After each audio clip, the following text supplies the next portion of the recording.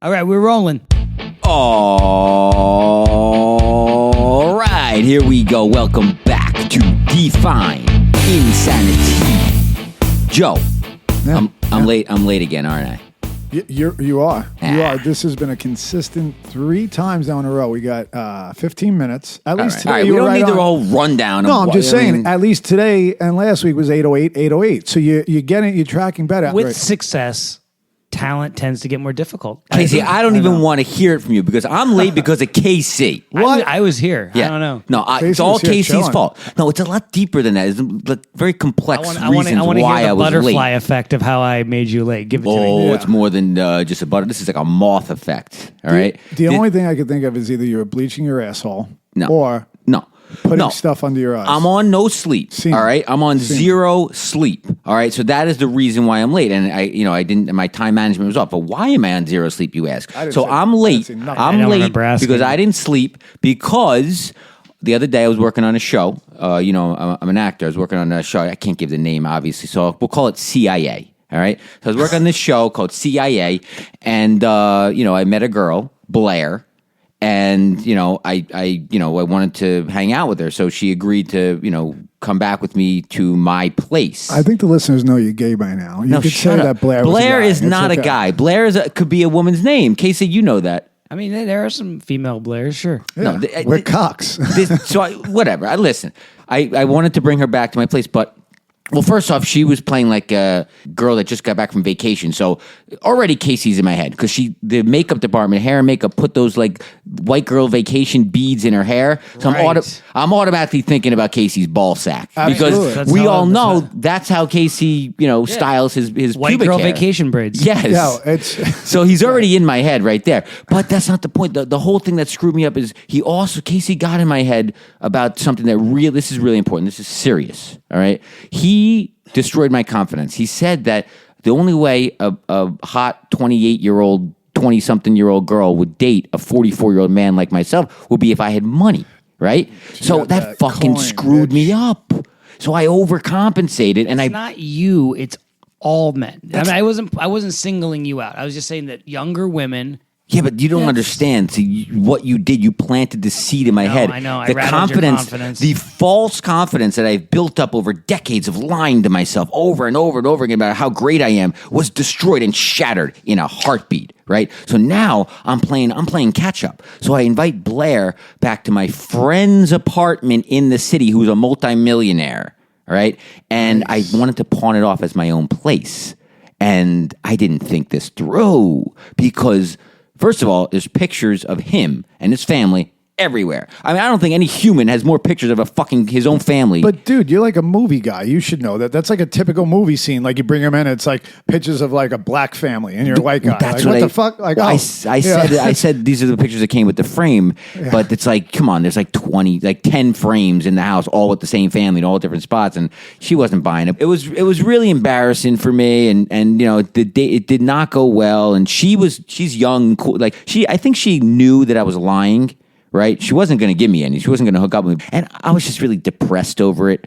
And it carried and it dragged on. Like, first of all, because I knew she knew and I kept the lie going longer than I should have just admitted it. Really going deep into the lie. It was bad. So what happened? Did anything happen? Did she leave you? Did she finally like figure it out and say, what the fuck's wrong with you? Or what? No, she drank pretty much like a lot and didn't do anything and left. And like, I felt like really horrible. I felt like deflated. Yeah, that makes sense. But it's all Casey's fault. How is it? Because none of this would have happened. It's true. Well, he couldn't just be himself because I planted the seed that younger women only want men with the money. Right. So I had to pretend like I was really Casey rich. Didn't invent that. I'm glad he brought it up, but you should know that by now. But that's not true. I've been actually on a pretty good hot streak. Unless you have a cock the size of this table. You need to find yourself a girl who's the last single friend in her group.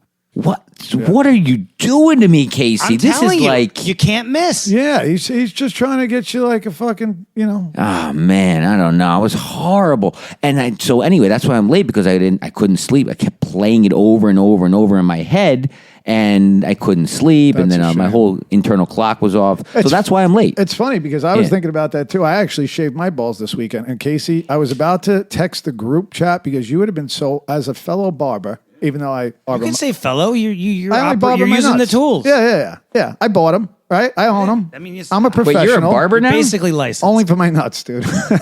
But I'm not barber. I'm getting good. I think I'm almost ready for real heads, like my own head and hair. He's ready to cut above the waist. I did the sickest fade from like the outer eyebrows in. You got to see it. I was going to send a picture, and then I was like, maybe not. Can we post that on like our Define podcast insanity. website? Yep. It's Is that gonna be a okay? new Is that thing. allowed? Remember, How does We're it gonna work? have to run it past legal, but I don't. yeah, but remember the league when he started a business shaving Yeah. guys' nuts? Yeah.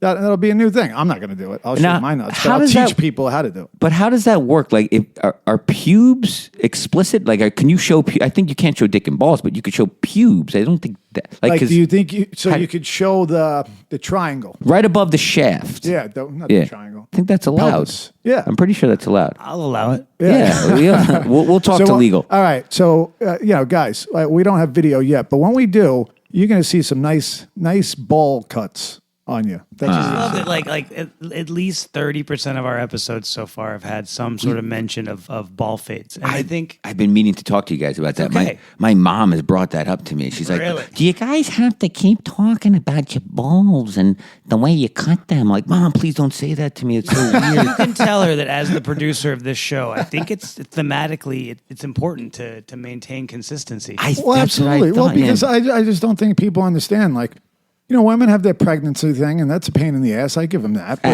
it's overrated. How bad could it really be? Well, can you imagine just carrying around these these sensitive fucking balls? Women have no idea serious. how They have hard no we have idea. it. Women have no idea Yeah. how much it hurts to get In kicked in your the 40s, balls. how you have to pee a little more Yeah. often, like all What these about things, getting- like they don't what about- fucking get it. What dude. about accidentally sitting on one of your balls, Yeah, the worst. or someone hits it accidentally, or any- running from the cops and climbing the fence and getting your nut caught on it. right? Yeah. That's always been Women my have biggest no fear. clue how Yeah. sensitive balls are, They have how no much i- they yeah. can hurt. And they have no idea, like, how much don't know work real goes pain. into shaving them properly? Right. And how much sacrifice, how many Wow. nicks, no matter how slow and steady you go. I mean, I don't you shave. I don't Getting shave. older as a Yeah. man is women just will never understand, and I've Women tried to just explain that to my don't wife, but get she it. just They don't get No, it. They don't no. know what pain is. That's why they have no pain tolerance. Yeah, Right? that's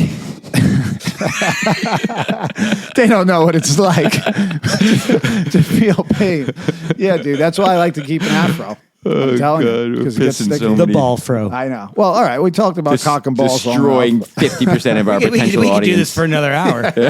Like, what was the comedian that would just get people to leave? Like, he would just keep talking shit, and as they walked out, he'd be like, "Yep." Me when I was drunk, but I Yeah. forgot what you're talking about. Anyway, well, enough ball talk. It was good. Sack chat. Yeah, Sack chat. chat. So, Joe, you got us a primetime guest. Yeah, that's right. And a primetime guest with, what do you want to call With a guest. A guest that brought his own guest. Yeah. And his guest is from Ireland. Yeah, So we got an absolutely. international show. Yeah, we're getting crazy Yeah. out here. We're getting crazy. This fucking thing's going to be like the United Nations before fucking a month passes. You know what I mean? You want to bring him down from the green room? Oh, yeah, absolutely. From the cage in the back room there by the boiler. Let's bring him down. Yeah. Derrick. Derrick. Wait, and what's the guest name? PJ. PJ. Yeah. Okay. Let's go. Bring him down. Come All on down.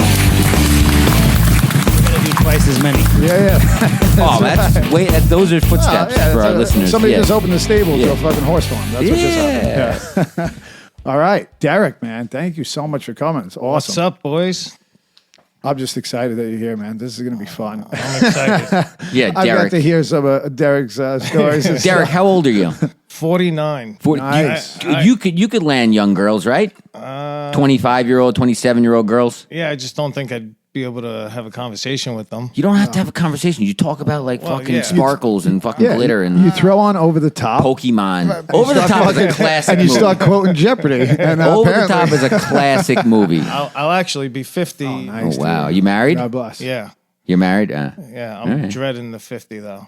Nah, wow, you look great. I don't know. 50's the new 40 in my eyes, man. Yeah. 50's the new 40s. I don't 50's feel it. nothing. Yeah, nah. I'm 44. Yeah. I mean, 50's like right around the block. 44 to 50 is a big difference. My brother, he's 3 years older than me. He always used to tell me, wait till you hit 40. And then I hit 40 and I knew what he was talking about. And then he said, wait till you hit 50. And I know what he's talking about. No, I get it. it. My plan is to just jack myself up on so much shit. I feel better and better as I get older. Yeah, I well, thought that's you were, what I'm trying. I'm trying to direction. I'm trying to work out. I'm fucking trying to jerk off more. I'm trying everything. Oh, there we go. Oh, Keeps you young. All right. So usually how we start this off is have you just introduce yourself to the audience a little bit, where you're from. You already said how old you are, but just a little bit where you're from, family life, and kind of like how you grew up. All right. Grew up in Ozone Park, Queens, till I was end of the sixth grade. And then moved out of Queens and moved to New Hyde Park, sixth going into seventh grade. So my mom thought it'd be a good idea that like the last month of school to drive me to New Hyde Park every day so I can, get familiar with the kids. And it was a little weird. I was like a Guido from Ozone Park, would wear like white sweatpants, white decks, white T-shirts. Oh, you're Italian? No, Russian and Irish. But Ozone Park is like... Yeah, back then. Now it's all, but Guyanese. But back then it was all Italian and Irish. Yeah. And I remember pulling up the first day and it was like all kids with like Van Halen, Metallica jackets. And I didn't even know what heavy metal was. So it was... Was this the 80s? Jesus Christ, I was born in 75, 85. Yeah, like 87, 88. Yeah, like right when Over the Top came out. Yeah, great fucking movie. Like Keds and Calvaricis and shit. Yeah, that's great. That's great. That was like the first time I actually felt like really uncomfortable because where I came from, I was popular and had a lot of friends. And I remember like walking on the schoolyard and the teacher saying like it was like a bunch of nerds in one section and then like all the headbanger kids over there, and she's like, well, where do you want to go? And I honestly felt uncomfortable with both. You got any guineas over here? I was like, I'll go over there. And nerds. I went with the headbanger kids. I mean, that's your really only option there. You're not going to go with the fucking nerds. I don't know. He could be king of the nerds pretty quick, showing That's up true. in Calvarici and Keds. That's true. He'll have him running numbers in no time. Dominate the nerds or just, It was Catholic school, so I was in a metal. uniform, but they all had the denim jackets on with the patches on the back, which I had never seen ever in my neighborhood. We all wore like, not that. Not that, exactly. So, I moved to New Hyde Park and really like seventh grade was one of the worst years of my life. Over that summer, the one kid I became friends with told everyone I was talking shit behind their backs. So when I came back in the seventh grade, everyone like rallied against me and made fun of me. And a lot of the girls liked me, so none of the guys liked me. So seventh grade was a rough year. And it doesn't sound that rough. it You just said all the girls love all me. the girls like me. I could get any all the girl guys in hated school. me because they were jealous of me. Yeah. You know how my it goes. life sucked. All the girls loved me. I It was know, but horrible. Back then, you want guys. Yeah. I get it. I'm just fucking around. And I remember like one day sitting in the cafeteria, like everybody all ganged up on me and was like making fun of me. And I like started crying, walked out of the cafeteria. So that was like, for me, a rough experience. And the girls like, Very oh, rough. he's so sensitive. Oh, Yeah. look at that. Yeah, but it's just so fucked up. And what a cunt that guy is. You know what I Yeah. mean? Like, but it's... Kenny Neubauer was his fucking name. fuck Kenny Neubauer. But, Find him. Find that piece of shit. Honestly, Bring him down the stairs like the Hammer episode. Wait, I'm sorry. Did you say Kenny? Oh my he God, lives he next door. lives on the other side of me. We actually have Kenny Neubauer. He's coming down. He's coming down next. We would throw him in the closet and fucking that'd beat be him. great. I actually became friends with him. 'Cause in the eighth grade, I actually... He was the best man at my wedding.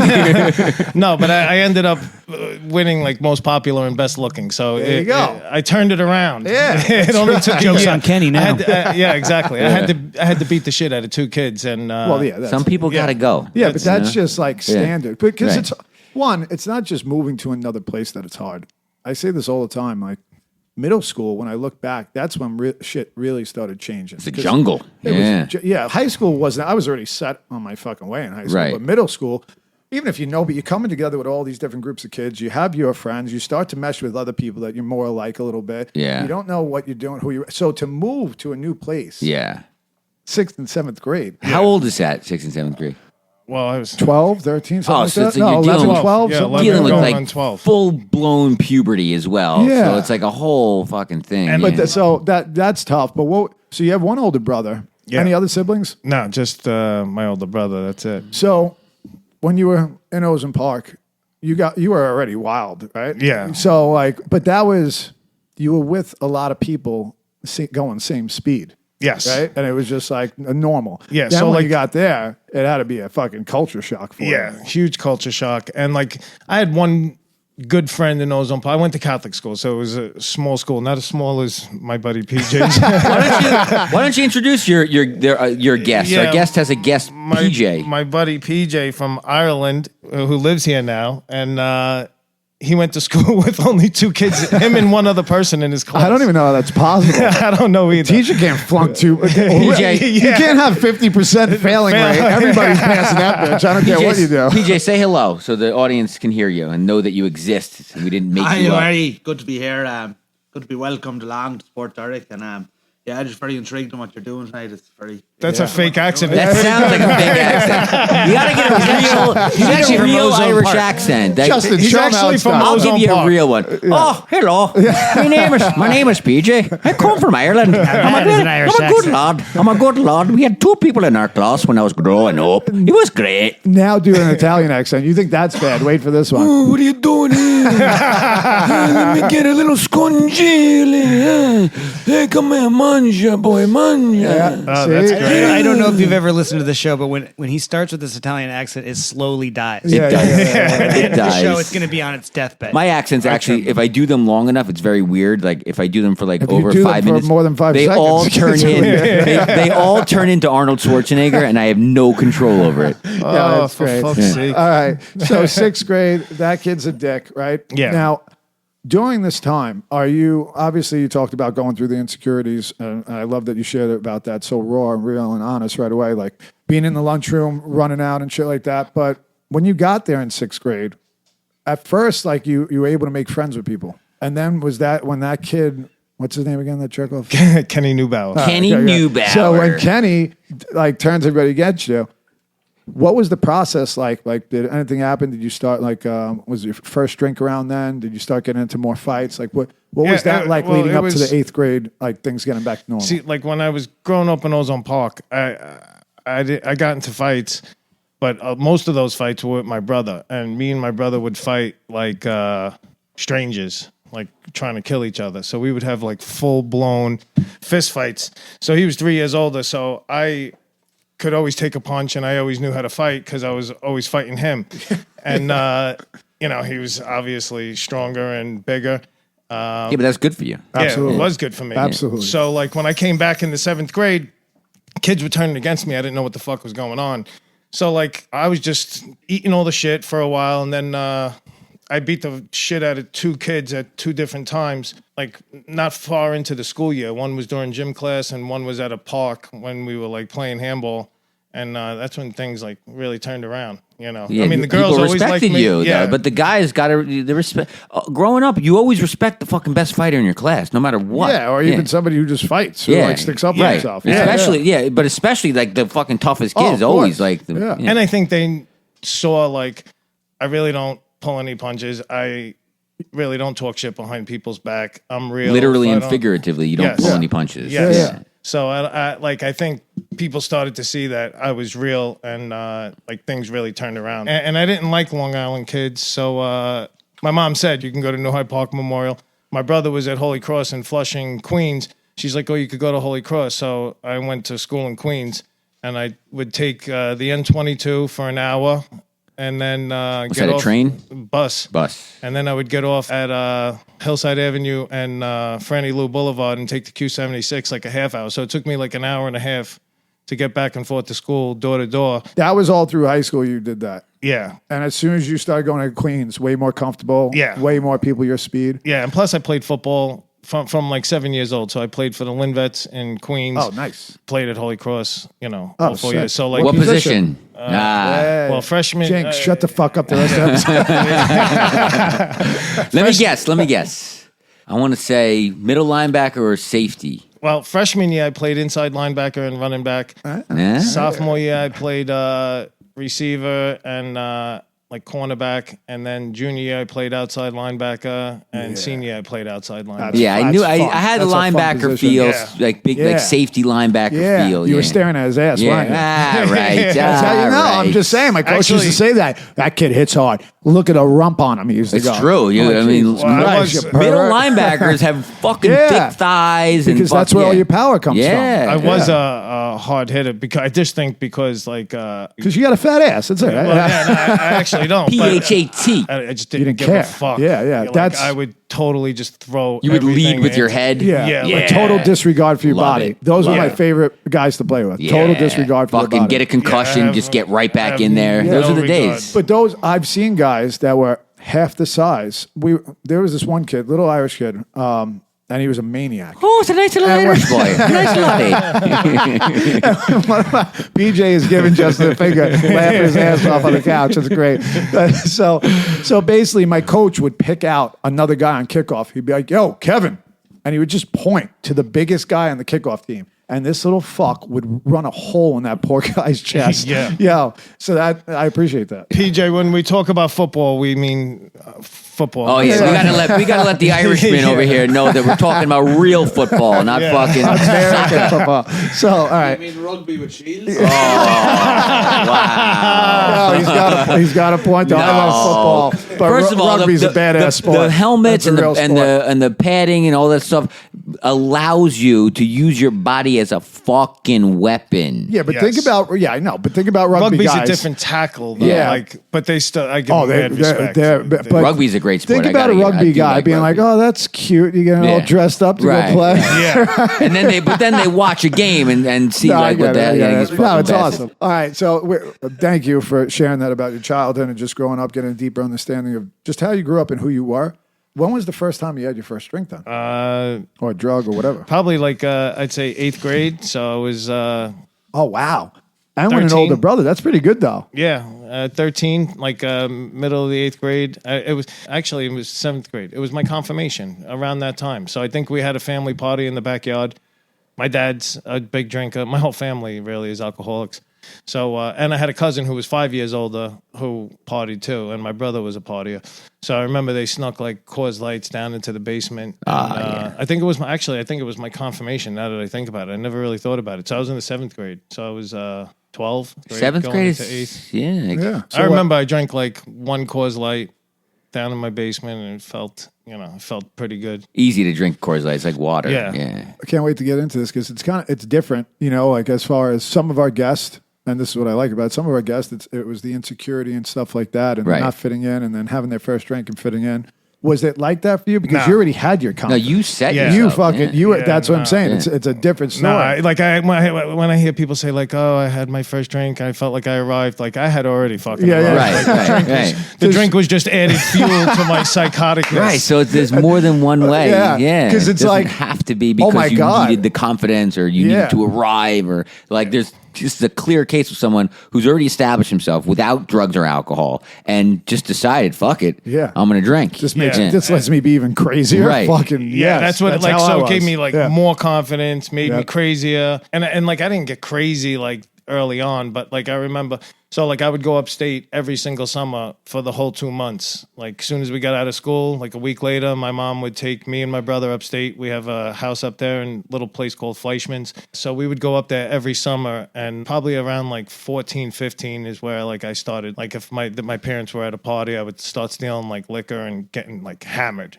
And I always pretty much my whole drinking career got like blacked out drunk. Right from the beginning. Yeah, like freshman year, I remember I went to, I was in Holy Cross, so like a lot of my friends lived in Queens, and I remember this kid, Tommy from my football team, was like sleepover, so I went to his house, we went to a party of a bunch of guys I didn't know, and back then in Queens, it was like gangs, like Bayside was like TMR and KKB, and like... These are gangs? Yeah, like real gangs, like... I'll tell you some stories. We had a little gang in high school. We were called UTK. We were a bunch of Jews, and we ate bagels, lox, and cream Like, cheese yeah, I'll on tell you a weekends. quick story. Like, kids in my Would high you charge school... everybody to come in the door? There was 3 of us. Like, kids in my high school were looking for this kid. They were from College Point. They were looking for this kid in Bayside. They knew he was at this girl's house. They went to the girl's house. The mother came to the door, and they tennis racket the mother in the face with a tennis racket. So, like, these kids would They slice just each didn't other give a with fuck, razor blades. yeah. Yeah, like these... they went to Catholic school, but like on the weekends, these kids were like, No, yeah. My friend got Badasses. sliced up the back by a bunch of MS-13 guys out in the Hamptons when they fucking. but these were all like Different, white kids, different. you know, but they They just don't care. Yeah. We used to actually play tennis in our gang. So Yeah. Fucking So, played Monopoly a lot. you know, like, our gang was pretty tough. My dad was the leader. So for me, drinking was just like another way to be crazier and not give a fuck, you know, about anything, consequences. Like I made every bad decision in my life drinking, and you know, had a lot of fun too. I would say like maybe it's just my sick brain, but I would think I had, you know, more fun drinking up until like I'd say my mid-30s, where it like started to affect. It's not. like That's my not marriage. Yeah, and, that's not you know. crazy. That's Yeah, pretty no, normal. it's Like really- my story, I think Joe's story in the beginning, it was fucking awesome, and then Awesome. eventually it just wasn't. That's what we talked about a couple episodes. Is like I got stuck reliving in the past of what it used to because it was so good. It Yeah. was so fun, you know. And I got Yeah. stuck reliving that, and I forgot that the last 10 years weren't so fun. And most of Right. the time I was alone trying to figure out how to fuck a spider on the wall because Right. I couldn't go outside to see anybody because Exactly. I'm fucking doped up, pissed into water bottles, can't look at myself in the mirror, and I'm Yeah. a fucking That's shell where of a it human ends. being. Yeah. So yeah, I freshman like year. how you said you want to fuck a spider in the wall, and he goes, exactly. Yeah. Like, He gets it. like, He oh, gets me. You too. He gets me. Thought I was the only one. So I sleep at this kid's house in ninth grade. I go to a party at a bunch of older guys who were like, you know, from Bayside in this like gang. And I remember like doing shots, and I remember like being up to like 17, and I did them so fast that it hadn't hit me yet. And then like it finally hit me, and I threw up in this kid. I didn't know any of these kids except for the one kid who asked me to sleep over his house. And I remember throwing up in his living room, like in front of a fireplace. And like they took me outside. You know, I'm surprised they didn't beat the shit out of me. But I remember waking up like the next day and feeling so shitty. And my mom was like the type of person that wouldn't pick me up. So she's like, you got to take the bus home. So this is like where I was, probably like and it was a fucking Saturday. So it was probably like a 2-hour trip home. And I remember just like constantly throwing up. I had alcohol poisoning. I definitely should have went to the hospital. But that was like my first real hammered, like blackout, fucking drunk. That's and they didn't. Nobody like they took care of you. They didn't like fuck you up or anything. Get pissed. No, that no, you they did just that. took They me were just- outside. I was throwing up like crazy. And then I remember walking in. I don't even know how I remember this because I was so hammered, but I remember walking in his house and his dad was like, how you guys doing? I remember walking up the stairs and we were like, fine. And then I fell asleep, woke up the next day and had to make it home. And I remember drinking like ginger ale and eating a bagel at the bus stop. And like just everything I put in my system, I just kept throwing up and I fucking... Your body rejected it. Yeah, that was like my first real blacked How'd you out get habit. drunk though? How did you get like if I'm drinking and I'm throwing everything up, I wouldn't really get drunk. Well, no, he was already drunk. was He was already drunk. pounding I was- shots, yeah. and then it all hit him Then it all like hit me. fucking Yeah, at 'cause- once. yeah. You think you're invincible? You're like, oh fuck, nothing. You don't Yeah. realize there's like a little bit of a delay. You know, Right, You're right. fucking- Like the Jello shots. That happens with Jello shots also. Like, And you I just never eat learned my them, you lesson. don't realize it. Yeah. yeah, and, exactly. and you don't know what grinder is. Yeah. Jello shot. I'm gonna have to Google this grinder. I don't know what you guys are. And that was like my problem. Even as I got older, I drank liquor so fast. Like beers, I was always good because like I would know how many beers it really took me to get like hammered, and I really didn't like pound them so fast. But liquor, I would just drink so fast, then it would fucking hit me. Then I'd be blacked Done. out, and I Blacked did that out. all the time. Like you would think I'd learned my lesson, but I did that every time I drank liquor. You know, and as I got older, like my wife cut me off and was like, "Yeah, you know, no more vodka. Vodka was like my kiss Yeah, of me death." too. Yeah. Well, you're Russian, right? Yeah. Yeah, vodka is that's in I your love blood. vodka. I love vodka. Yeah, that was my favorite. Wait, so this was mostly through high school? Were you mostly a drinker through high school? Or you started getting into other shit? Yeah, well, like I remember sophomore year, me and the other outside linebacker, my best friend in high school, Jimbo McBroom. We Great name. That Yeah, is. he had like tattoos in high school. He was fucking crazy. Sounds like he He had a does. skull with a blunt in his mouth. Grown ass man. Yeah, and me and him used to get in the fights all the time. He used to just fucking like same size as me, but he would just had that one shot knockout power. He would just fucking And then he'd buy you a beer right after, guys probably. would drop. He Yeah. would just drop guys like flies. So like me and him would like Heavy. have bleach hair or shave our heads. We were like the two outside linebacker psychos in the high Bash school. Brothers. Yeah, Yeah. And I used to like he was so well he would understand. He was so white trash. Like when I would sleep all at right. when I would sleep at his house in Astoria, like fucking he had like and I grew up in Long Island, well, Queens, but we didn't have this in my house in Queens, and then Long Island. But like, yo, as soon as we'd come home, the fucking lights would go on, the walls would turn like black to white. Like he had billions of cockroaches in his house. No way. Yeah, so I would like pick up my shirt in the morning after I slept over and like shake it, and fucking cockroaches would come out. It was that's an awesome experience. Yeah, I like More that. than just a white trash thing. That, yeah, like I sniffed It's coke awesome. with his mom. I used to smoke weed with his mom. That's what I'm like, talking about. Yeah, like It's good shit. real white Yeah. trash roofers. Yeah. The whole family was roofers. roofers. Yeah, hardest job in the world. I did Yeah. that one summer. Oh my God. Hardest job in Absolutely. the world. School roofs. It was fucking brutal. God rough. damn. But yeah, so sophomore year, me and him were sitting next to this like heavy metal kid. I wasn't even friends with him. And he was, I don't even know how, but we started talking about acid. And he was like, showed us what it looked like a little square piece of paper. That's it. And me and my boy Jimbo, it was like $5. So we gave him $5. That doesn't look that bad. No. What's this little piece of paper going to do? Like, How could this be so bad? Yeah. A little fucking square We piece of split paper. it in half. Me and him took it, and I literally did acid every day for like a month straight. The school went by so fast. I was Yeah. like, "Holy shit, school went by so fast. Let me keep taking." It. So I literally did acid like every day for a month. Yep. And I went on a fucking TGI Fridays interview on acid, and I got the job. You probably and fit right in there. And I became the host, and I used to take acid and like seat people at TGI Fridays. Me Yeah, too. I'm How's not- that? That's I'm fucking not- crazy. I did the You same did that? thing. I was a host at TGI Fridays. I, was took a- acid and ecstasy and all that shit. I worked at Really? That's TGI crazy. Fridays, but just for like a month and a half because I wanted to be a bartender, but you had to start as a waiter. And basically, I just went there, picked up a couple of clients because I did mushrooms at the time and shit. And then I wound up getting into a fight with one of the bartenders and never went back there. But That's Nice. so funny. I say this all the time about mushrooms because I only took acid a couple of times. I was more of a mushroom guy. I felt more clear-headed. Yeah, acid That's lasts why too long. it Like was as soon as you have a definitely- job, a bill that you need to pay, or anything, you cannot take acid again. No, but it was good because you got the job. You know, Yeah, you yeah. did your I thing. remember I was fucking tripping so hard on that interview, and I was like, yeah, I'm not feeling well, and they're like, my eyes must have been like pinned black, and I was like, oh yeah, my stomach hurts. Like I didn't want to look them in the face. And You I got don't the know- job. I don't know. Yeah, Were it they was St. Mary's desperate? High School. They must have been. No, Fridays back then, they didn't really give a fuck. No, They didn't. yeah. They were just like, yeah, fucking, It's you're just- hired, dude. But I appreciate the fact that you went to the interview like that. Yeah. Like most people would have just been like, Yeah. let me just enjoy this trip. Fuck the interview. Yeah, and I was fucking peaking. I remember, and Jimbo came with me. He was outside. I remember, like You guys 'cause he interviewed was older. together? No, he was older, but he was driving already. I think it was like 11th grade. Probably I got that job. 11th that's going great. into 12th. They were just like, you're perfect. You're hired. So like I played football. Like so during football season, I never really did anything. And like when we had parties on the weekends, so like when I was in junior year, like seniors would throw a party, but my parents were pretty not strict. I don't want to say strict, but I always had a curfew. So like 10th grade, I had to be home at like 10.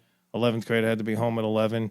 Senior year, I had to be home at like midnight. It was like I guess by the grade they did it. Reasonable. Yeah, and then after high school, that's when like my parents were like, they had some money for me to go to college, and then I told them like.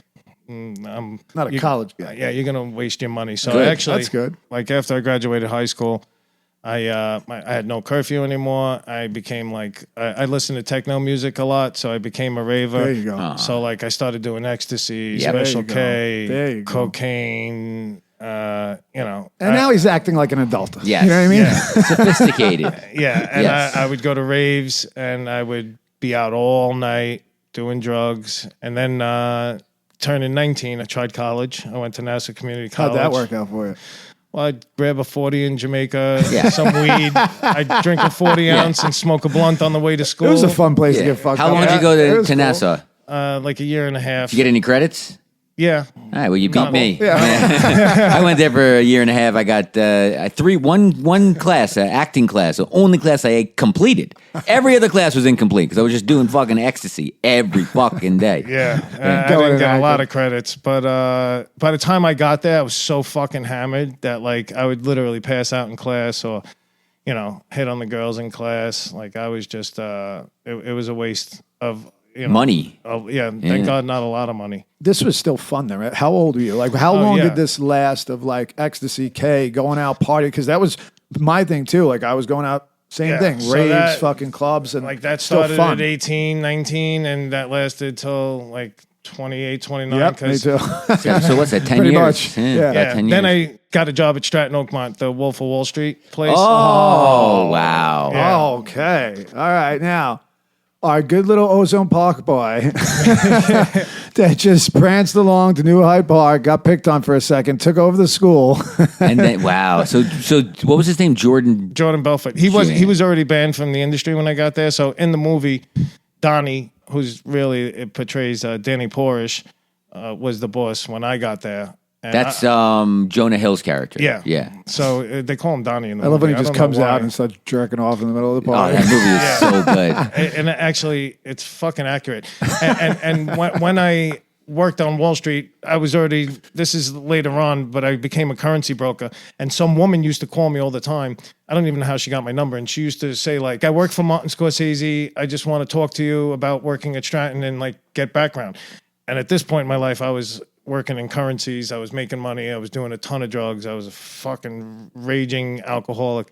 And Typical Wall Street guy. Yeah, I kept blowing her off. And I never, like, gave her the interview or the information. And then I saw the movie. I didn't think it was ever going to come out. I thought she was, like, full of shit. And then the movie came out and I saw it and I'm like, fuck, I could have been, like, part of that, like, gave her that, part of the storyline. Absolutely. Yeah, I was at that point in my life, I think I was like 22 to 26. I was living in Bay Ridge, Brooklyn, and I was just fucking a complete animal. And you were rich, right, at this point? No, not really. I was probably like 22, 24. I was probably making like 160 grand. You didn't care about money. That's exactly. That's a lot of money back then. Yeah, that's like exactly 300 grand yeah, today. But that's exactly what I was doing when I was working sales, and it's the same thing. And it's like I say that all the time, even when I share. Pretty bad move for a drug addict, and I was making so much money, but you can be making that much money, but the way we spent it, it's about overhead. It's all about overhead. Oh my god, yeah. it was fucking gone. So we worked Monday, Tuesday, Wednesday. We'd work till late Wednesday night, and then Thursday we'd work at 7 at night till 7 in the morning. Friday, so Wednesday night was like a go out night, And it was dangerous. and so like Wednesday night in Manhattan is like the night like models go out like. I would go to clubs like Britney Spears. Wednesday night is a big night in Manhattan. Oh yeah. Still? What was that? Marquee? Where all those? And all those like, broads would show up there. So like a lot of places. I'd be in VIP with like Britney Spears, fucking P Diddy, supermodels. Prince was at a club one night when I was there. Like, Prince. Wait, P Diddy? yeah. Anything happen? No, I wasn't Was there with them. baby oil involved? I wasn't with them. But You like, could talk they now. They were in You the want to talk? section. If you feel the need to talk off the air, if you have to anything to, get off your chest, we're here. I was on so We'll much listen. drugs. Who knows what would have happened if he would have snatched me up? I would. He would have. I would have. You are his type. Yeah, Justin Bieber. Bring me that little white gremlin over there. Is that your black accent? I like that boy. It went from like raving in like armories and like shitty clubs to like like Sound Factory and like Tunnel, Exit, all Tunnel. those. I love Tunnel. So good. My favorite club. I used to go to. I like the Roxy. Yep. I used to You go ever go there to a a lot. Cheetah Club? Yeah. Dude, Yeah. that An was Ohm. so. Yep. Limelight. Cheetah was such an underground thing that Yeah. would go there like Sunday at like 9 o'clock. Yeah, I loved it. Me too. Because But Limelight was it was was the one of my dirt of the favorites. dirt. If you were Limelight there, was one of my favorite. And Limelight and Sound Factory, I had like crazy juice. And I was with my wife then, so like she was my girlfriend, so like I used to take her and like go with her all the time. And I corrupted her and got her to do ecstasy and shit. But at like a certain point, she was like, "I'm done. Never did it again. Stopped." She's like a normal human being. normal, and you're like, what? I just kept going. What's wrong with you? What Yeah, are you but talking about? Having a great time. back then, I would think someone like that is not normal. She's Of a course freak, and we were the normal Yeah, people. define insanity. Right. That's if I didn't insane have to her, us. exactly. But if I didn't have her in my life, who Of course. kept like, and then eventually married, and she like. Oh, kept that's me your in mind. wife? Yeah. Oh wow. But you know what it was like walking out of those places. Now that I'm thinking about it, how they keep saying we're in a simulation. Well, like everybody, but people say that. Yeah. That's what it reminded. When we walked out of there, it felt like we were looking at everybody. Everybody was looking at us like we're in a simulation. This isn't real. And people are walking their dogs, and like you're walking by. The worst is like when you would leave in the winter, and my poor girlfriend would have like a mini skirt on and like no top. And it's fucking 5 below zero. Is it weird that I actually miss that feeling? Yeah. Like I do. Like You're 44. You should have fucking caught the tail end of it. Like exit. But I missed the feeling. I missed the feeling of like Limelight was great leaving too, a though. club with like you've been at all night, like boom, boom, doo, doo, and then you leave and the fucking sun's out and like the world hits you. But that's and it's like weird that's feeling why, you got. So the second apartment I got in that same Avalon building, right?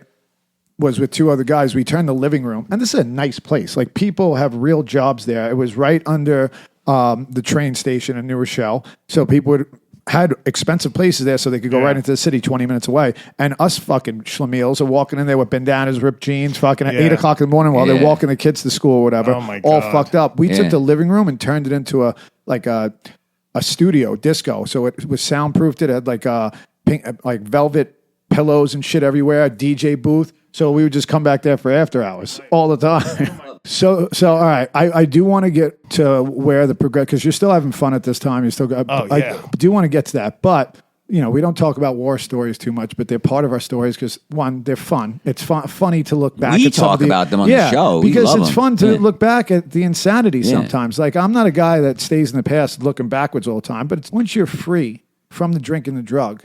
Like, we could talk about this. We're free to talk about this shit. So, you worked at Stratton and Oakmont, city stuff. Give us a couple of war stories that you remember, like, or one or two that really stick out. Oh, God. And then we'll get to the progression, because this is still the fun, good times, right? Fuck. I don't even know what you mean by war stories. I will say this. All the stories are wars. My whole life was a war story. Exactly. What the fuck are you That's talking why, about? like, this whole episode. You want me to tell a dull moment in my life those last 10 years? They were all fucking war stories. I mean, I'll say some fucking weird shit I did. So, like... let's hear this. All right, so, like... As if you haven't already said a bunch of weird shit. I just want to bring this up real quick before you get there, because people don't realize, they talk about transgender and stuff like that now. Me and Derrick have been hanging out with fucking guy, dancing with them, having fun with them, not judging them. So how'd you know I was going there? Yeah. I had a feeling, because I have my own moments like that where I had to double check a couple of bitches that looked really good. I was like, oh wait, I double checked. You got a bigger cock than me. Yeah. So like there was times. One time I was at Twilo. I'm fucked up. I'm like staring at this girl. Like we're catching eyes. I'm fucking, hammered. So then like she comes sits next to me. I start fucking like tonguing it down. I put my hand up a skirt and I'm like, Oh no, that's a war story. That's like World War IV right there. That's crazy. And like crazy thing is, I didn't even get fucking mad. I just stopped fooling around with it. And it's just like, you got me. You got me this time. I'll give it to you. And like, they probably thought like you were going to beat the shit out of them. But I was like, but you're a good sport. Yeah, I'm on fucking ecstasy. I'm like, all right, okay. It's a little tongue. Yeah. Oh wow. You look good until I They look great. So, honestly, You didn't notice the you Adam's ever go to apple, Lucky though? Chang's? So, What's Lucky Chang's? Lucky Chang's is like a restaurant in Manhattan where everyone that works there is a drag queen. So like you go, they do like shows on stage and shit. The crazy, some of them are. Yeah. Listen to this, we go there, like, and they are all drag queens. So like when you're in a club, you look at someone, they look like a girl. You might get caught up on ecstasy and fucking the lights, the drugs. Yeah, so you get caught up. Like they set you up might for make out with a fucking guy or two. It happens. It's happened to me more than once. All right, but my brother, we're at Lucky Chang's, so they're all fucking drag queens. Yep. You're not on ecstasy. You're there for dinner and watch the show. My brother's like fucking by the bathroom hallway. My mom was there, and my brother's tonguing down this fucking drag queen. Man. He gets her phone number. He's like, yeah, I go, bro, they're all fucking drag. He's like, I don't care, bro. She looked good. And your mom was there? My mom was there. My mom's friends. It was like a family fucking dinner. Oh, it was just a normal family dinner, and your brother's tonguing down some drag queen. If she was a California mom, she'd be very proud. Well, actually, my mom was like very cool. Like she had, if she didn't know, she'd be, dad's an alcoholic, so she knew like I was definitely drinking too much. But like I would come home, like I remember one night I came home, she had friends over, and me and all my friends were fucking tripping on ecstasy so hard. I don't even think we had gone out yet. I think we were pre-gamed and we were about to go out, but we were already tripping face. Yes. Actually, I think it was New Year's, because they were at my parents' friends, Al and Esther. They've been friends since they were like 15, so they're like second parents to me. They were at my parents' house. I was still in New Hyde Park, so I was like 18. They had glow sticks and like shit, so that's how I knew. Oh yeah, the dancers. Yeah, so that's how I knew it was New Year's Eve. So like I made my mom turn the lights off. I fucking started pumping techno, and me and like 5 of my friends are in the kitchen Doing a show. Yeah, that's so funny. You were fucking doing the light stick dancing things? doing glow Yeah. sticks and shit. So like my mom had to know like I was yeah. fucking Oh, yeah, tripping she knew. face. Yeah, she was just knew. like, all right, Yeah, she's so, having like, she fun. didn't- You're she didn't working. care. You like. It's Yeah, not yeah. like you're a bum. Yeah, You're like my fucking- life was never unmanageable. So No, like it looked fulfilled. yeah, honestly, Yeah. So, from like, that perspective. If you looked from the outside in, you would never know that I was a fucking raging. And when I say raging drug addict, like I've done coke 50,000 times, like fucking ecstasy, who knows, 20,000 times, like all the time I was doing drugs. Nonstop. Yeah, For over a nonstop. decade, nonstop. Yeah. But you're making money. You had a girlfriend. Making money. Your girlfriend at this point is completely Normal. sober? Yeah, I mean, she would like drink a little bit here and there. So- She did ecstasy with me for a couple of years. in and the this is your beginning. girlfriend that's now your That's wife. now So your wife. how long have you been with her altogether? So I was 21. She was 19 when we met. Oh wow. And And now you're 49. yeah. So more. So I've been married 21 wow. years. This July Does she know 16th. that you cheated on her with a drag queen? She Now she will does. now. She will now. Oh man.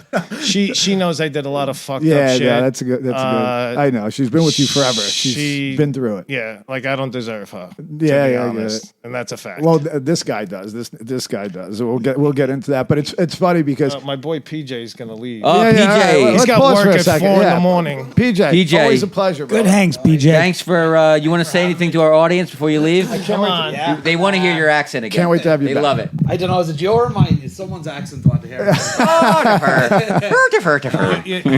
Tell you something, the girls love his accent. Of He course, probably gets a lot of ass. For of his course. accent. Oh, it's a cool accent. Yeah, it's a pleasure being here. Good to be in the background. Thank you. It's the next up and big thing. I can see it happening. I'm smiling from ear to ear the last hour and a half. I have to bounce, but Yeah, pleasure. always a pleasure, Thank brother. you. Thanks, brother. I'll see you soon. Derrick, killing Thank it. you. You're welcome back anytime. Come back anytime. Program. That's Good to right. be here, Thank you, brother. sportsman. So, and we didn't pay him to say that either. No, yeah. No.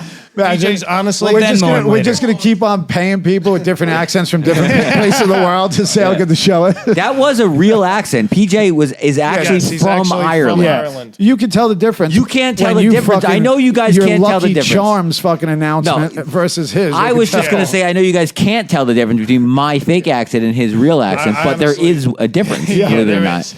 So let me ask I something now. love PJ. I became very close with him. He's the best. Yeah. He's the best. I speak to him every day. So I want to get into now, like, because obviously we covered a lot of stuff and it's great, and the stories, and I could go on forever. Definitely have to have you back for a second episode because all this stuff is so fascinating. I feel like we just like touched the surface. Oh, that's what I'm saying. So much. Because Yeah, there's so like, much there. There's so much there. But I want to kind of, because this is during the good times. Like I said, everything's going good. Your wife had stopped and moved on. You're still going. What was the progression like? Like from fun, everything to, okay, this is starting to affect my So life. I got married 28 engaged, 29 married. Had my daughter when I was 31, had my son at 34. So like when my kids were infants, I wasn't like, and at 17 years old, I knew I wanted kids. I wish I had kids younger, but I was drinking a lot and doing coke. I mean, I really wasn't doing ecstasy and all that shit anymore because now I was like in my early 30s, I was married. But I would go out and like show up at like 6 a.m. and like, you know, my wife wasn't going out with me anymore. Or I would just drink in the house and get fucking hammered and wake up at like 3 p.m. while my wife's up at 6 a.m. with infants, you know. Yeah. And so when my son was like 2, 3 years old, my daughter was like 5, 6, because they're 3 years apart. I was drinking a lot. I was 36 years old. Yeah, I had been drinking a lot. Where were And you working at this time? I had 36 years old. I started the business I own today, Gotcha. precious metals business. Right before that, I was doing outside sales for Luxottica, like largest eyewear company in the world. So like my territory was Manhattan, Bronx, Westchester, selling eyewear frames. Mm-hmm. And so like that, they would have Vision Expo in Manhattan. I would get fucking hammered at Vision Expo all the time. They would have like conferences in other states. I would get hammered. I'd get hammered during the day, like stop for sushi at lunch, and then all of a sudden be so fucked up. hammered. Yeah, I could barely drive home from Manhattan. But you would still get the job done and make money and pay the bills. And So like everything's I good. made money, and then also like I had a lot of friends that were drug dealers, so I would put like my friend in touch with a friend, a kid who would sell lightweight to my friends who sold pounds, and then like in my early 30s, I was like I'm not doing this anymore. So my friend moved out to California and started like shipping boxes to New York. I was doing outside sales, so I had a lot of free time. So my friend had a house in Baldwin. He moved out to California. I would go to his house in Baldwin, get all these packages, and I started selling like 100, 150 pounds a month to all my friends. Like all my boys were drug Easy dealers. work, yeah, light It work. was like easy work.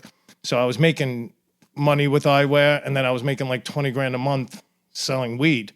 So I was You're selling weed too. yeah, Okay. yeah, I was crushing it, and I did that for years, and never got arrested, thank God. And I was also like selling pills here and there during that time. But at 36 years old, I started this coin company. I didn't know shit about coins, like literally nothing, but I was a good salesman. So at that point, I have a few employees. I had just started this business, and I was drinking a lot. So like And I the would kids are 3 and 6. yeah, Getting older, like, starting to realize. 34, 35, 36. So 2 and 5, my kids Got it, were okay. when I The started. 5-year-olds can start to notice probably. Yeah, but she didn't. My 2-year-old started noticing. Wow. So like Really? at 2 and 3 years old, he'd be like, "Daddy, you want a beer?" He started saying shit like that. And like my dad was an alcoholic my whole life. So I was like, and I was getting fucked up in the middle of the day. Like my wife is a teacher. On her way home from work, it could be like 3:30 in the afternoon. She'd pass my job on the way home because she works in Ozone Park. Crazy, right? Yeah. And she would stop at my job, Crazy. and I would be like blacked out, hammered in the middle of the fucking day. That's So, not. yeah, that's my not brother good. had been in AA at the time. So one night, me and this kid Bob across street, we used to drink together all the time. We're hammered, and he starts like crying, saying he doesn't want to drink anymore. And I'm like, yeah, I don't want to drink anymore. So I go to AA, I go to Young by the Beach, and I got clean for like a year and a half. But then like How long ago was this? I was 36, so I had wow. just started my business, so it's 13 years ago. And if I hadn't done that, my business wouldn't have stayed open. I would have went out of business. So I had like a year and a half. Then I slowly started like go on vacation. I would have like one drink, and it never got like really, really bad again drinking, but like drugs got worse at this point in my life because I could hide it easier from my wife. Sure, you don't Didn't smell. smell, You're not yeah. fucking blacking out. Yeah. So I started doing 3 years into my business. I started doing blues.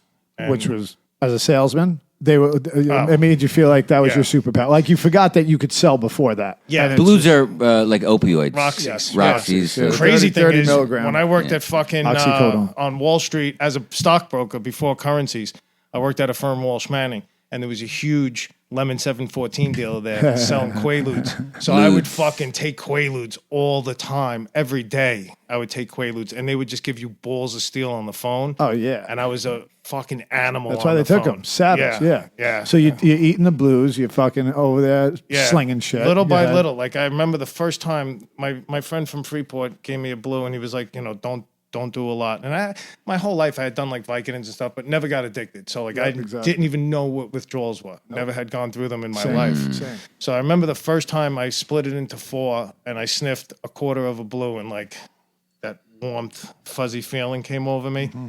And within like, I don't even know, because I'm a drug addict, months, I was, fucking rocking and rolling. Addicted. Yeah. Completely. Physically addicted. Yeah, and then I just like I never went to doctors, but I had people that would go to doctors, get me pills, and this went on for years.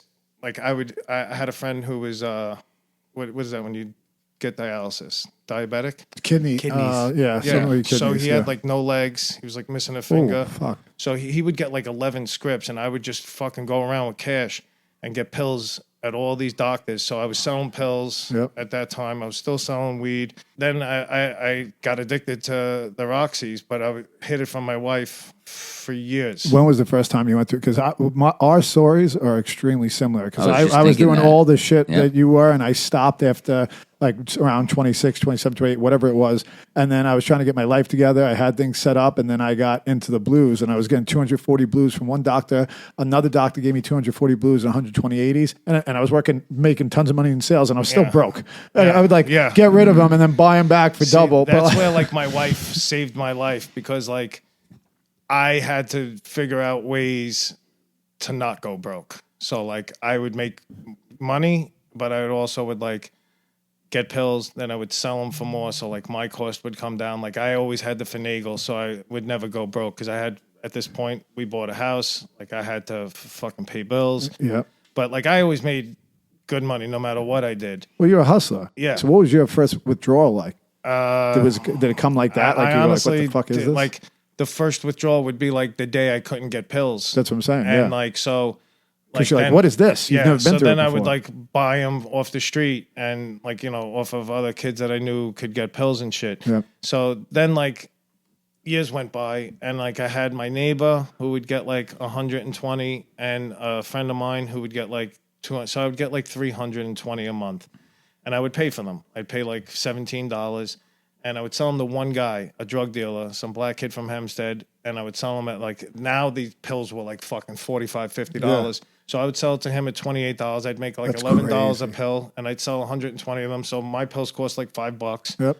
And Get to keep 180 and yeah, manage. I couldn't. I had to do like 3 or 4 a day. So that's all I was doing. It's a full-time job, just making sure you I wasn't didn't even go in getting- withdrawal. No, you're just That's getting all I was normal. doing. I All wasn't you're even doing is getting normal. high. I was just doing 3 or 4 a day. It's a Just to nightmare. get through the fucking Yeah, day. not to get sick. Yeah, and then I would try subs, and it would be a sunny day, and I'd be like, "Fuck these subs," and I'd Absolutely. go right back to So booze. just like that, the happy days of drug using and drinking were over, and it became a fucking living nightmare. Yeah, and I will say this: like when my kids were infants, I was a shitty father. Like I wouldn't even say that. I'd wake up at 3 in, they didn't fucking know. Yeah. And then I would spend time with them. But like as But my you kids knew. got older, Yeah. as my kids got older, like my son played travel. He still plays travel ice hockey. So like they didn't know I was pulling an all nighter, and when they're mites, little kids like 7, 8 years old, their games are like 5, 6 in the morning in fucking Brooklyn or up in Rye, You've New been York. up all night. I just pull an all nighter, sniff fucking blue, and get them over Yeah, to hockey. absolutely, yeah. So like from the outside in, I was a great dad, Taking and like care of I business. always, I will say in my defense, was always there for my kids. My kids never knew I had an addiction problem. I was a great father, but like emotionally, as they got older, like 10, 11, 12, like I was just not giving them good advice. Like my son would come home and like if kids were making fun of him, I'd be like, punch him in the face. And he's not course. me. No, I would yeah. punch him in the face and turn my life around. He wasn't like that. He's like more like my wife, like mellow and timid. So like I was just not being a good father in terms of like, You weren't really present, sounds No, like. Yeah. no, You were weren't focusing on present. getting I was your there, next but I pill, really yeah. wasn't. Yeah. And that's what happens. Look, you said it before when your 2-year-olds, hey, Daddy, you want a beer? And you started recognizing that. And what do? We don't stop or we don't like take a No. look at that. We just switch. Like, all right, they're not going to see this. They're not going to smell this. I'll do this. And my wife would like write me. I have a letter I saved at home, like 4 pages. She's like, I know you're doing drugs. Like, I'll just give you the quick, generic version. I know you're doing drugs. I love you. I'm here for you. And I would just deny it. I'd be like, no, I'm not. I'm not doing drugs. But like, we'd be going on vacation or we'd be going to like a hockey tournament and I'd like make us like hours late because like I had to get the fucking pills Yeah. before I Absolutely. You went. can't go anywhere. Or I would not go on, free. if I couldn't get the pills, Slave. I would have to get subs, a bunch of subs, Yep. and eat subs the whole fucking time on vacation, and that was no fun. And you were still telling her that you weren't using drugs. Yeah, And like she knew, and you still told us, this sounds like a great woman that's sticking by you during all this. I had the same kind of great one because it's like and especially like she was with him before and saw his potential and who he Yeah. truly is. And it's like that hope. That's why Yes. enabling The is so hope, hard. yeah. I Because sucked her hope. in early and young Yeah. when I wasn't that person, Yeah. and she fell in love with me at first sight. She always says that.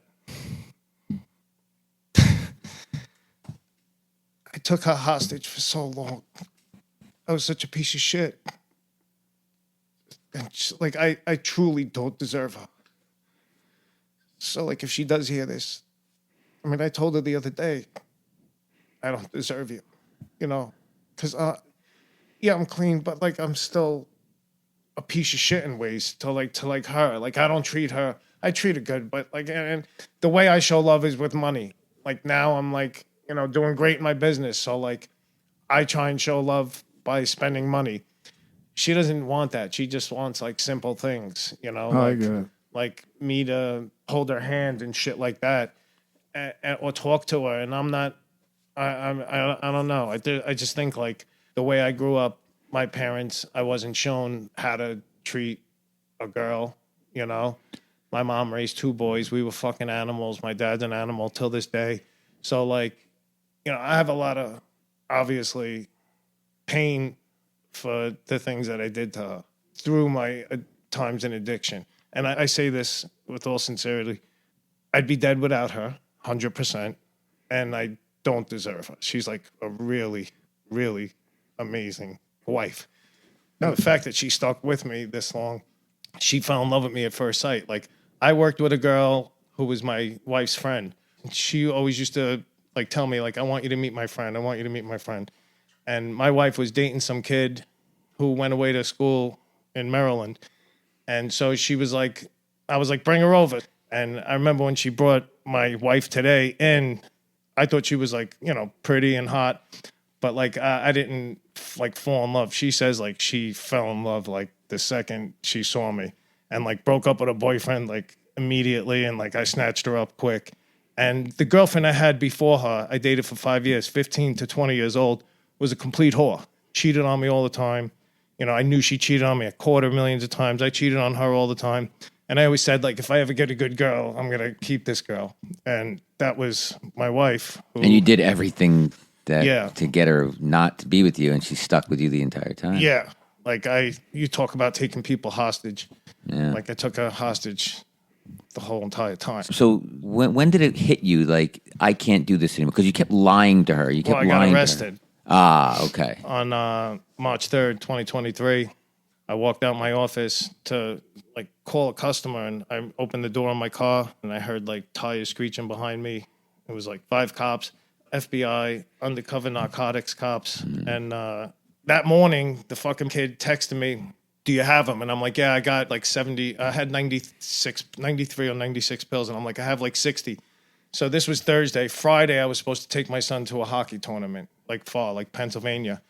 I wanted to keep 30 for the weekend. And I'm like, I got like 60 or 70, and I'm getting more on Sunday. I can give you more on Sunday. And he didn't respond back. And like an hour later, I went downstairs to go make this phone call.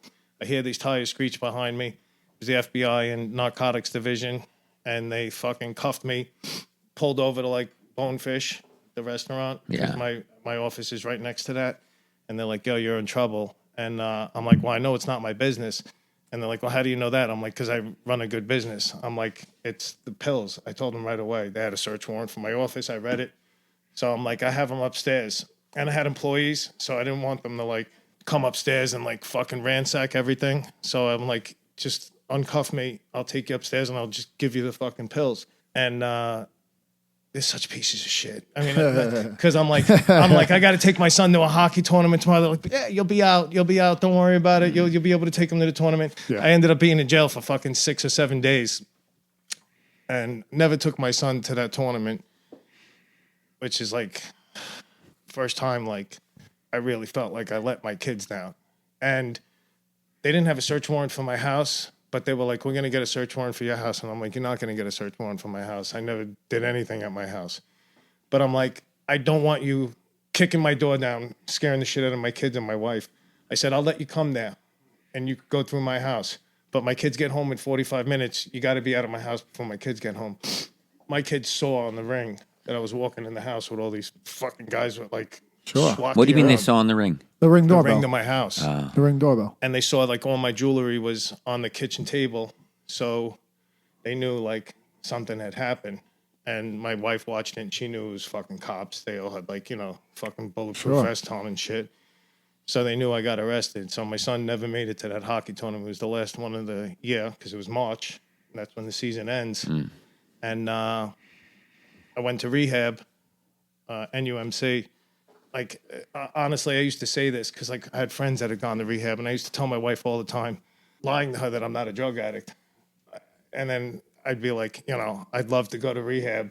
I'd pay $100,000 to go to rehab. She's like, if you're not doing drugs, why would you want to go to rehab? Seems like a good time. Yeah. I'm so like, that was your first rehab, too? Yeah. NUMC. That was first time I had anything, like, put in my way. Like, I didn't have to go. I was so happy to go. Like, people even say, like, my friends were like, yo, let's go get that. And I'm like, nah. I'm like, fucking dude saved my life. Yeah. Like, if I see him, I'm going to fucking be like, yo, thank you. Yeah. Right. Because he ratted you out. Yeah. But in the moment, that must have felt like, what the fuck, this rat? But now that you have time and sober time, Honestly, it's almost like you were relieved. Yeah. Even It when saved your life, for basically. years before that, I would pray every night. Like I don't want to do. I didn't want to do it anymore for a long time, and like during COVID, I had broken my back, so it was a good time to be on them. But like I just did not want to do them, and I would pray every night, like God, you had to faith do without that. works is dead. I would beg him to Absolutely. fucking make me not do pills, Absolutely. and I would never be able to quit. Yeah. And I knew I was never going to quit.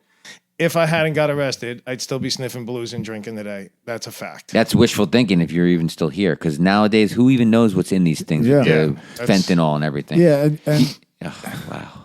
Yeah, that's a fact. Did your wife? So I bet you your wife was relieved. I mean, into some part of her, was relieved because at least this you needed to hit a fucking brick wall. Yeah. You needed this shit to fucking end Yeah. because this was not going to end up in a good. It wasn't going to have a magical happy ending of you fucking No. continuing to be a drug addict. No, well- she knew that. well, that's she the knew thing. because like I would fucking have sex with her like once every 6 months. Yeah. Like I didn't want anything to do with We it. weren't men anymore. She paid We were like a my shell. kids probably paid the price in some way. They didn't even realize it, but like she realized it the whole time. She knew something was wrong. She knew like I was fucked up and in a dark place. And she would write me letters and like try and talk to me, and I would just fucking lie. One thing I am is I'm a fucking selfish piece of shit, and I'm a liar. Yeah, well, was that? Yeah. Well, that's the Yeah. key. That's the key thing because I get it. I took a few hostages myself, and it's hard looking back at that, right? Especially when you love them so much and you know how much they gave. Like I Yeah. had this one girl that she said it to me. She's like, "I'm going to love you until there's nothing left, and then when there's nothing left, you're nothing to me anymore." And she Yeah. meant it. Like it really happened, and it crushed my soul. But she taught me something because she's like, well, it was honestly, I knew how much she loved me, but at some point you have to love yourself more and get out of a toxic situation like that for me. One of the things I want to bring up is like she stood with you because she knows the true man you are and you're not that. Like there's bad people out there that also are drug addicts, but a lot of our problem is we have such a big heart. The guilt and shame builds up so much that we have no other way to handle it but to use more. So if like we Yeah. were such pieces of shit and didn't have a heart, we'd probably still be out there ripping and robbing from people, but that's not us. And the thing is, and this is what my sponsor drilled into my head because I used to say that all the time, I'm a piece of shit. And he'd be like, yo, you were sick and now you're getting healthy. And I thought that was a cop of shit when I first started too. I had to prove that to myself by doing the things that people told me to do and getting closer to God and building up self-esteem by doing esteemable things and becoming a man of integrity and keeping my word and doing stuff like that. And even what you said about now not treating her like she deserves. It's like I went through that with my girl too. I've been with my girl for 9 years and we used to get into a fight and girls want to communicate. Like that makes sense. It's a healthy Yeah. way to do it, right? But back in the day, I'm disgusted with some of the ways I used to talk to girls and stuff like Yeah. that and snap at them. So I didn't want to be that guy anymore. And I would say to her, I'm like, yo, you got to give me some time. I'm not ignoring you. Sometimes I would because I'm a jerk off and I use that as a tool. Like, I'm going to admit that. But a lot of times I was trying to figure out what I was truly feeling because all I felt was rage and anger. And I would say to her, if you just give me 2 minutes, because I don't want to say something that I don't mean out of anger, because I'm feeling anger right now. But what I am really feeling is jealousy because you were talking to that guy too close.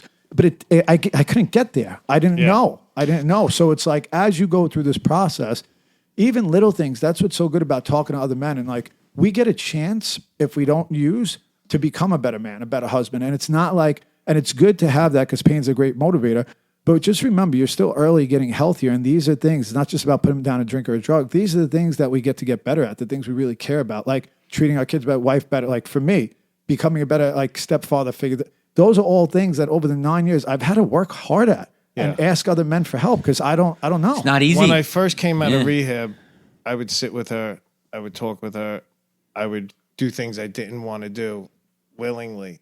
And I feel like because I've been with her so long time, I've become complacent and I'm more blow offish now, almost like a drug addict, like almost like I'm there again, you know? And like, so when we argue, I'll fucking explode and I'll say things I really don't mean. And I'll say shit to her that I shouldn't say. The only difference now is I'll go apologize a lot faster than I ever That's a used huge to. difference. Huge. Yeah. So, but I still have that fucking disgusting, vicious lashing of a tongue, which when I first came out of rehab, I didn't have that. I felt like more changed than I do now. And that's just complacency. She said it to me the other day, and she's right, you know? So I need to work harder on treating her the way she deserves to be treated. especially in front of my kids. Verbalizing it right now is one step.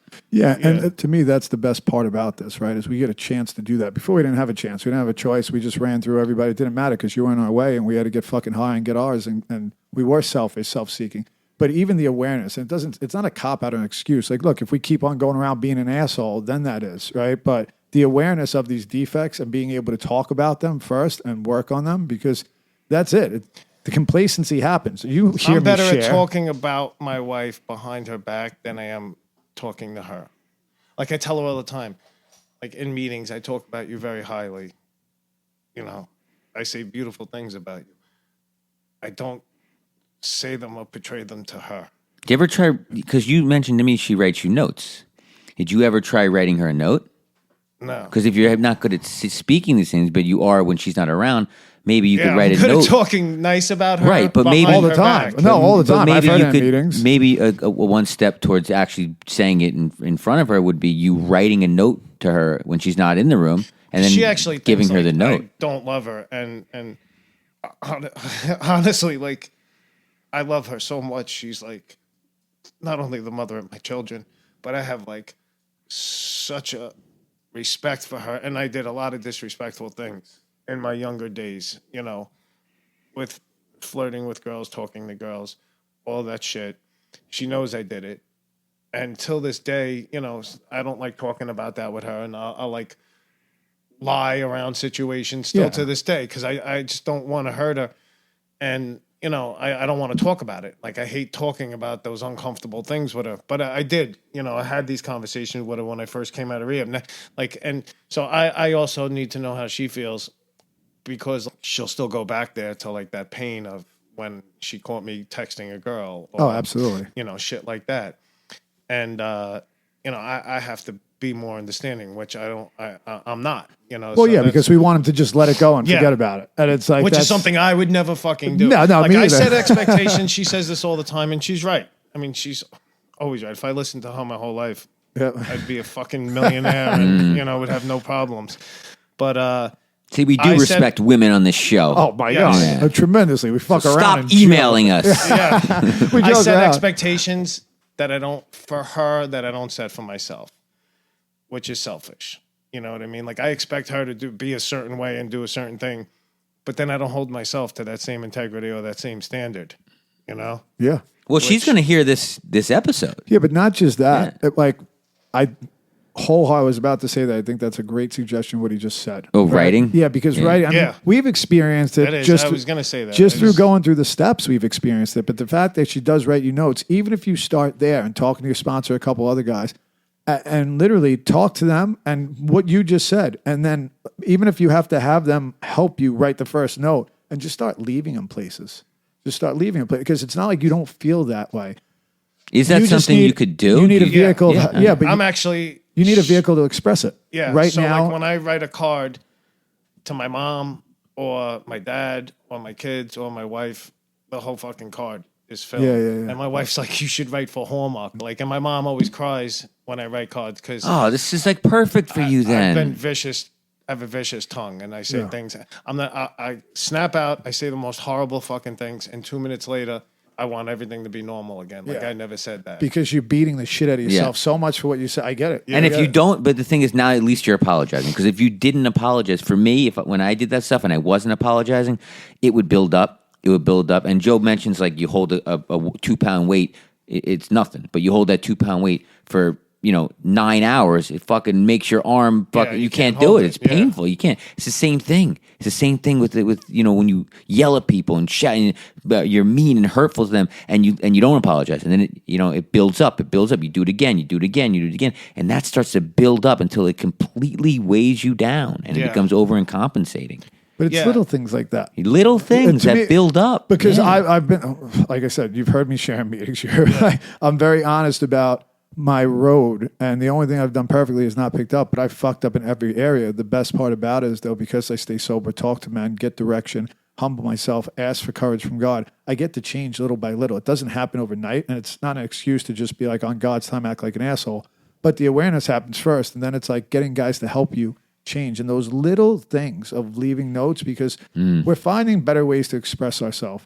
But in the beginning, it's hard. And that's why my therapist had me write a letter to my father. It took me fucking 5 tries. I kept on crying my eyes out and running out the bill. I was like, what? I thought it was going to be filled with anger. It's just like, why don't you love me? You know? And I'm very emotional. Like, for a fucking like tough bravado, I cry. Like, we I hear, get it. we can Me too. hear it. I cry like a bitch. Yeah, but that's good. That's how it's healthier than we thought. Put it on paper. I'm a better is writer so than I am helpful. speaker. Yeah.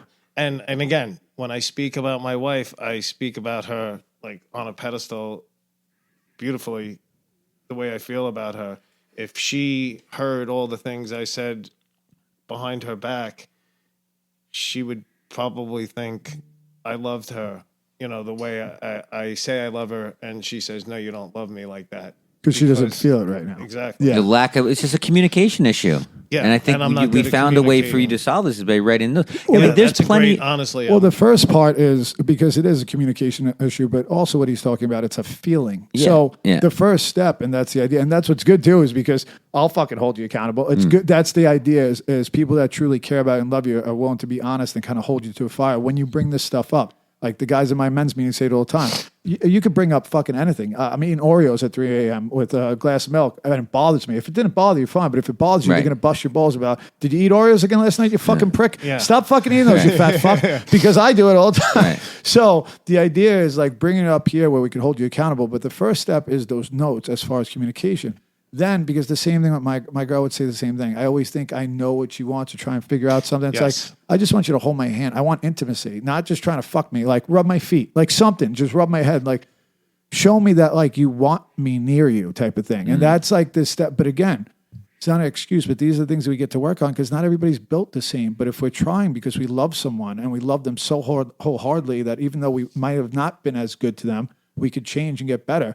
That alone, that effort is something that they seek because Yeah. it's The effort alone is speaks volumes. oh my It God. speaks And for they itself, appreciate yeah. it so much. It's wild. Yeah. Like, 'cause I want so Yeah. much more. The little things, like I just over like the last 2 years, you know, and I relapsed. So I had like 10, 11 months. I fucked up.